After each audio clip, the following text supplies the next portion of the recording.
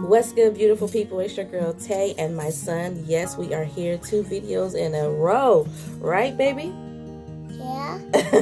All right. So definitely make sure you guys smash that like button, comment down below, subscribe, plus push your post notification bell button so that way anytime I upload a video, you will be notified. So yay, you guys. Yay, yay, yay, yay, yay, yay, yay. The stimulus checks are on their way, okay?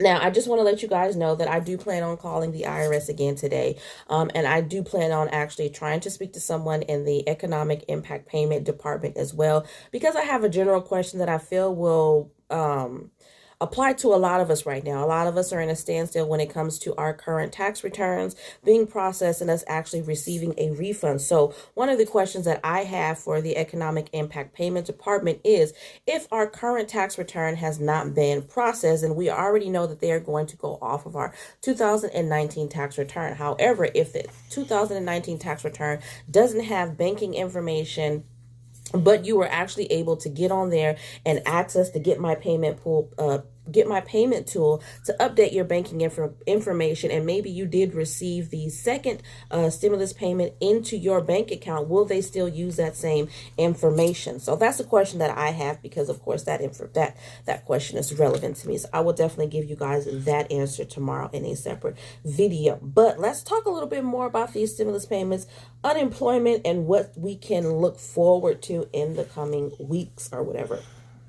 So as far as we know right now, for unemployment, the relief package adds $300 per week in federal payments on top of the amount you receive from state. Workers who lost a W-2 job and earned at least $5,000 in self-employment income in their most recent tax year will be eligible for an extra $100 per week as part of the mixed earner unemployment compensation provision. Okay? How long does unemployment last? Now, unemployment is expected to continue. Unemployment assistance for gig workers and those not traditionally eligible, pandemic emergency unemployment compensation for long-term unemployed, and MEUC continue until September 6th. The maximum number of weeks you can draw from PUA will be 79 weeks, or up to 86 weeks in states with high levels of unemployment. The maximum amount of time you can collect PEUC increases to 53 total weeks. Now, how does the $10,200 tax waiver work?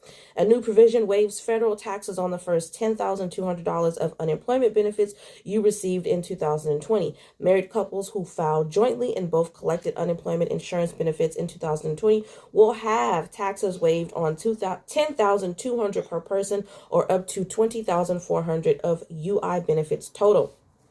The waiver applies to individuals and married couples who made less than $150,000 in adjusted gross income in 2020. States must decide if they will also offer the break on the state income taxes. Some states like California, Montana, New Jersey, Pennsylvania, and Virginia already exempt taxes on unemployment, and that's for the state. So what that means is basically, when you go and you file your taxes in these states, even though the unemployment income is included in your total amount, your adjusted gross income, it is not taxable, okay, at all. It's exempt for state. It's not exempt for federal, but it's exempt in your state. So just for California, Montana, New Jersey, Pennsylvania, and Virginia is it already exempt.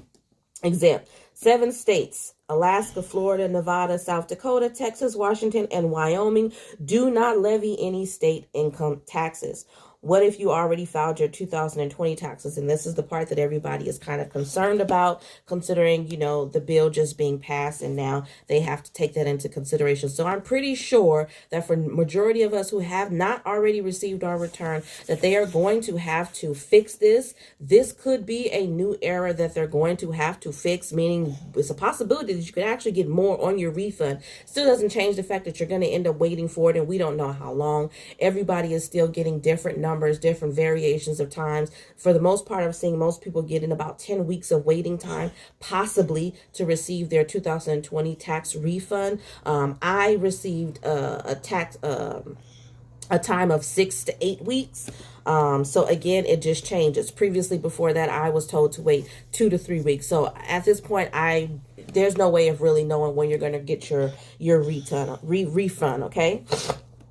It says, if your return has already been processed and you've received a refund, you'll likely have to file an amended tax return in order to claim the $10,200 exemption, according to the Century Foundation. So that's not for sure yet. Last bit of information that I got, I believe from a tax preparer, was saying that that's something that they were going to correct on their side. But again, we haven't received actual guidance as to how they're going to do that. And it says here, the Internal Revenue Service hasn't issued formal guidance yet. So we don't know which way it's going to go, if it's something that we'll have to correct or if it's something that they will have to correct. Okay. However, after factoring in the $10,200 tax waiver, your refund may end up being larger than you originally expected as a result. If you already withheld or paid taxes on your unemployment benefits throughout the year, you may now be entitled to a refund. So if you can't check that little box for UI benefits that asks you if you want them to take out federal taxes, meaning you've already paid some of the taxes, whether you did it sometimes or for the majority of the time or the whole time you were claiming UI benefits, then you're definitely going to receive a refund of that amount. Okay. It says this ultimately depends on your financial situation, and you may refer to a tax preparer for more details. Okay. So far, so good. I definitely think that is, some good information as it pertains to unemployment benefits and a potentially larger refund for some of us. Okay.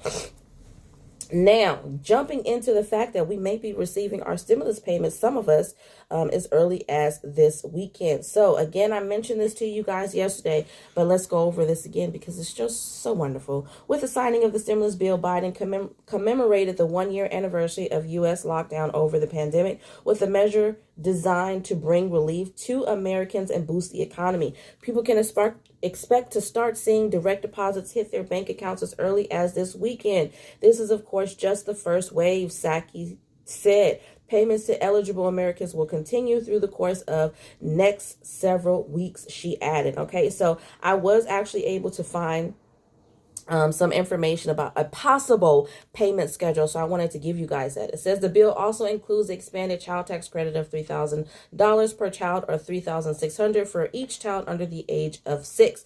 The Internal Revenue Service will pay part of that in monthly installments of $250 or $300 from July of this year through December, adding a benefits distributor role to the revenues collection agency's responsibility. So basically, they're putting more responsibility on the IRS, and they're saying that because they're already paying money to us, it shouldn't be a hassle for them. Making one-off payments to those who regularly file tax returns should not be a struggle for the IRS. Tax experts are saying it should not be a struggle, but we already know that it is a struggle. It has been a struggle. And so 9 times out of 10, they are going to have issues distributing those monthly payments of $250 to $300 to taxpayers. They've already mentioned that it's a little bit more easier for them to start distributing the stimulus payments because they already had a system in plan.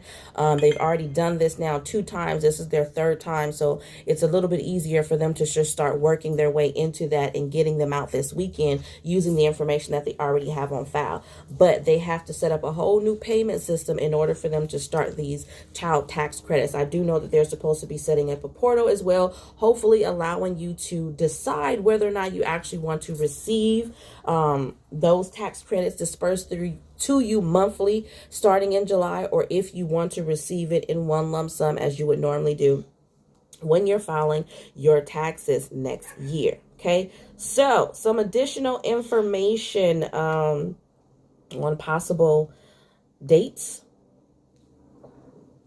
I did find this article. I mean, it's not from the IRS, but potential dates. So it says stimulus bill passed March 10th, stimulus bill signed into law March 11th, first direct deposit sent March 13th or 14th, first paper check sent week of March 22nd, first economic impact payment card sent week of March 29th, IRS deadline to finish sending checks hopefully December 31st, 2021. Last day to receive a check would be somewhere in January of 2022. And if you haven't received it by then of course you would have to claim that as a rebate credit again on your 2021 tax return. Then last but not least, I found some good news for California. Now, as far as I know, the eviction moratorium as a whole has not been extended.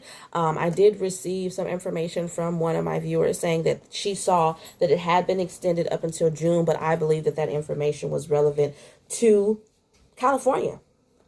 So it says Governor Gavin Newsom has signed new legislation extending the state's landmark eviction moratorium through June 30th of 2021, protecting millions of Californians struggling as a result of the economic hardships brought on by the pandemic. With the passage of SB 91, California leads all states by enacting the strongest renter protections in the nation.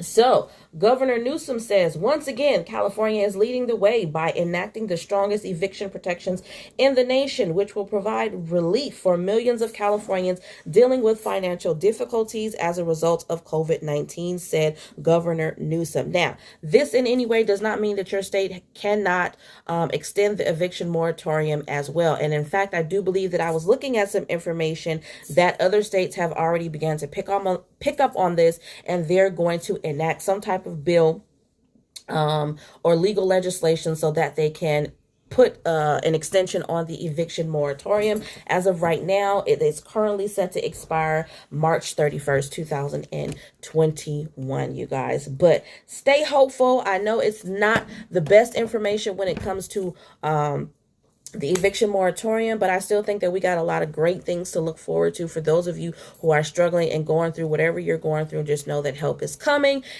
soon. And yeah, I will definitely see you guys in the next video. So remember to live, love, and elevate. And as you can see, my little, whatever you want to call this, but baby shark over here is trying to get my attention. So remember to live, love, definitely elevate. I do appreciate all of the new subscribers and all of my loyal subscribers for watching my videos, sticking with me through the end, hearing the sound of my voice. But on that note, I will see you guys in the next video.